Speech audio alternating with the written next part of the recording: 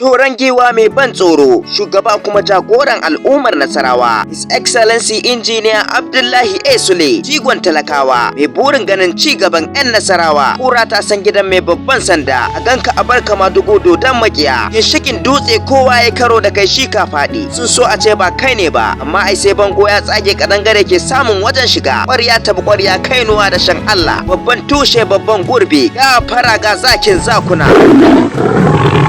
Wan gidan masu gida Alhaji Injiniya ba angon Hajiya Farida, ai bana yi tuya na manta da albasa ba. Hajiya Markatu mutanen Makka, da ke aka je da ke aka soma. First lady mafarin aiki, miji da mata masu tawassali ga Allah, sashe mai karfafa sashe, zinariya mai tartsatsin hasken taurare, lolo mai haskaka zukatan al'umma. Ta kaddamar, ta tallafa, ta bayar, ta taimaka, ta ciyar, ta agaza.